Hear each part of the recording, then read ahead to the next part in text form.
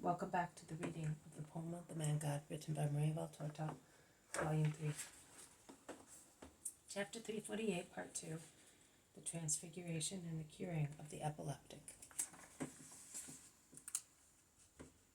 Peter takes off his sandals, shakes off the dust and grit, and remains barefooted, with his tired feet on the cool grass, almost lying down, with his head resting on an emerald green tuft as a pillow.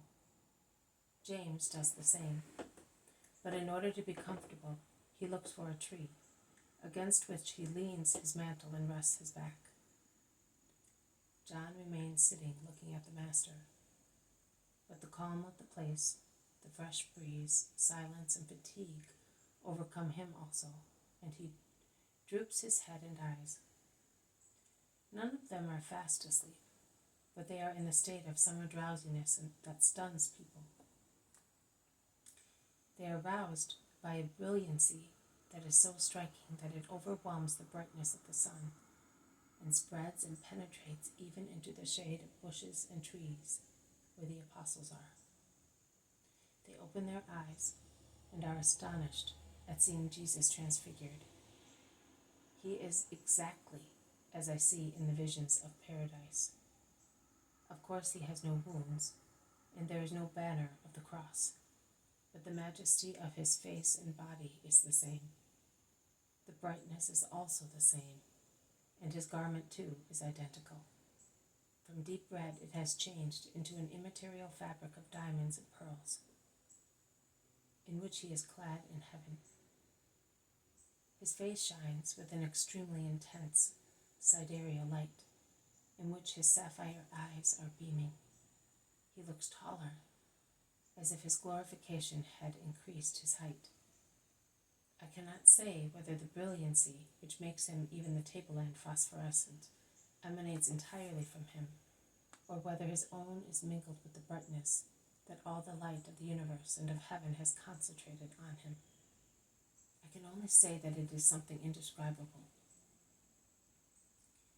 Jesus is now standing.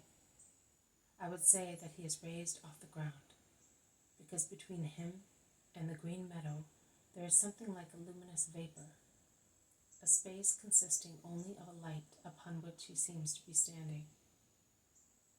But it is so bright that I may be wrong, and the fact that I no longer see any green grass under Jesus' feet may be due to the bright light that vibrates and waves, as is often seen in bonfires. It is a snow-white incandescent light.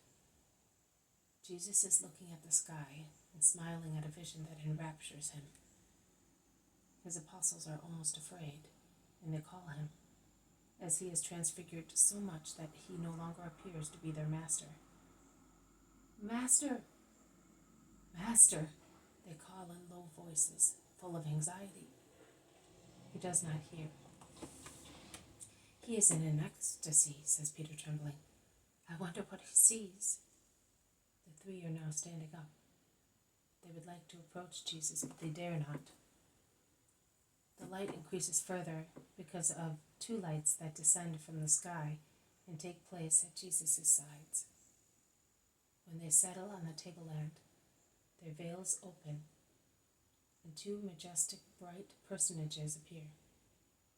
One is more elderly than the other, with a sharp, severe countenance, and he has a double-pointed beard. Two horns of light depart from his forehead, and make me understand that he is Moses. The other one is emaciated, bearded, and hairy, more or less like the Baptist, whom I would say he resembles in height, leanness, structure, and severity, while the light emanating from Moses is white, like that of Jesus, particularly with regard to the beams issuing from their foreheads. The light of Elijah is like the bright flame of the sun. The two prophets take a reverential attitude before their God incarnate, and although he speaks to them with familiarity, they do not drop their respectful attitude. I do not understand even one of the words they speak. The three apostles fall on their knees trembling and covering their faces with their hands. They They would like to look, but they are afraid. At last, Peter says, "Master, listen to me." Jesus looks round, smiling towards his Peter, who takes heart again and says, "It is wonderful to be here with you, Moses and Elijah. If you wish, we will make 3 tents, one for you, one for Moses, and one for Elijah, and we will stay here to serve you." Jesus looks at him again and smiles more warmly. He looks also at John and James, a glance that is a loving embrace. Also Moses and Elijah stare at the 3. Their eyes flash fire. They must be like rays piercing hearts. The apostles dare not say anything more. Frightened as they are, they lapse into silence. They look as if they were inebriated, like people who are bewildered. But then a veil, which is neither fog nor cloud nor a ray, envelops the 3 glorious personages behind a screen that is even brighter than the one that surrounded them previously, and hides them from the sight of the apostles. A powerful, harmonious voice vibrates, filling the air. The 3 bow down with their faces on the grass. "This is my beloved Son, in whom I am well pleased. Listen to him." Peter, on falling flat on his face, exclaims, "Have mercy on me, a sinner." It is the glory of God descending. James does not utter a single word. John whispers with a sigh, as if he were about to swoon, "The Lord is speaking." Even when there is total silence again, none of them dare raise their heads. Thus they do not even see that the light has come back to its natural state of daylight, and that Jesus is alone, and has become the usual Jesus wearing his red mantle. He walks towards them smiling, touches them and calls them by their names. "Stand up, it is I. Be not afraid," he says, because the 3 dare not raise their faces and are imploring mercy for their sins, fearing that the Lamb of God wants to show them to the Most High. "Stand up now, I order you," repeats Jesus authoritatively. They look up and see Jesus smile. "O Master, my God," exclaims Peter, "how shall we be able to live near you now that we have seen your glory? How shall we be able to live among men and among ourselves, since we are sinners and we have heard the voice of God?" "You will have to live beside me and see my glory until the end. Be worthy of that, because the time is close at hand. Obey my Father and yours. Let us now go back among men, because I came to stay with them and to bring God to them. Let us go. Be holy, strong and faithful in remembrance of this hour. You will take part in my greater glory. But do not speak now to anybody of what you have seen. Do not tell your companions either. When the Son of Man has risen from the dead and has gone back to the glory of the Father, then you will speak, because it will be necessary to believe then, to take part in my kingdom.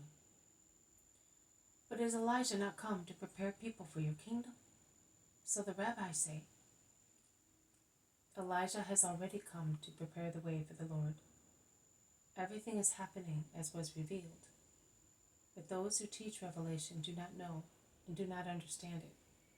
Neither do they see or recognize the signs of the time or the messengers of God. Elijah has come back once.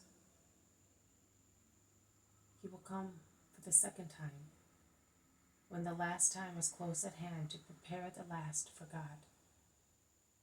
He now came to prepare the first for the Christ, and men refused to acknowledge him. They tortured him and put him to death. They will do the same to the Son of Man, because men do not want to acknowledge what is good for them. The three lower their heads and become pensive and sad. While descending the mountain with Jesus by the same road they came up. This has been a reading from the Poem of the Man God, written by Maria Valtorta, Volume 3, Chapter 348, Part 2, The Transfiguration and the Curing of the Epileptic. Thank you for listening. I will see you tomorrow. May God bless you, and may peace be with you.